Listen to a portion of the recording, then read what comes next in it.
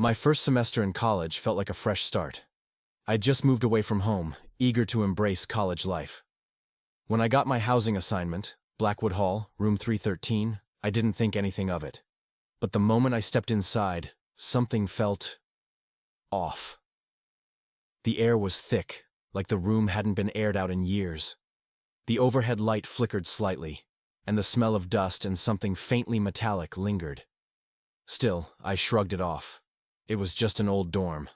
That first night I went through my usual routine, brushed my teeth, set my alarm, and locked the door.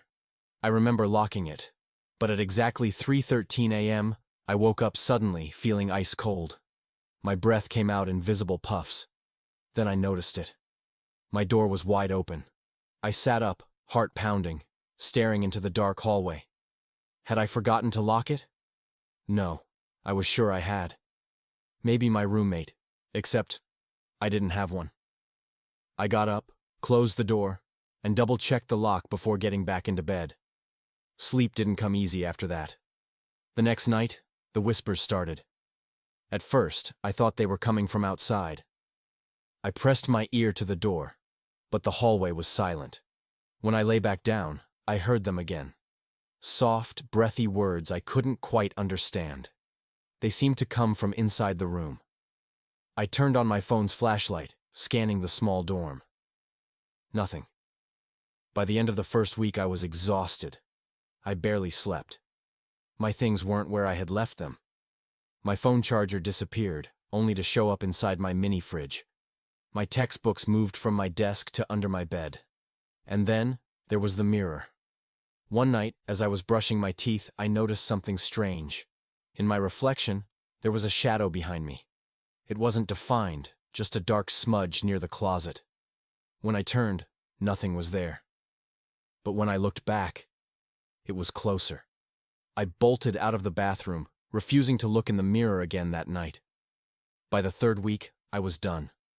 I planned to request a room change, but that night, something happened that made me leave for good. I woke up, again at 3:13 a.m. My breath came out in short, visible bursts. But this time, I wasn't alone. There was something standing by my bed. Tall, gaunt, and too pale, like its skin had never touched sunlight. Its mouth hung open too wide, stretching into a silent scream. And its eyes, black, hollow pits, locked onto mine.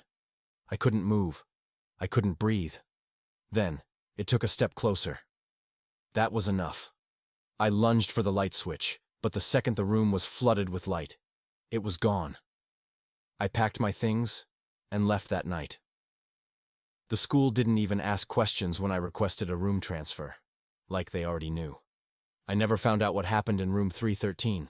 Some say a student went missing there years ago, but the school covered it up. Others claim it was built over something that should have stayed buried. All I know is this: nobody stays in room 313 for long. It's storage now, according to the administration. But if you ever find yourself outside its door late at night, listen closely. You might still hear the whispers.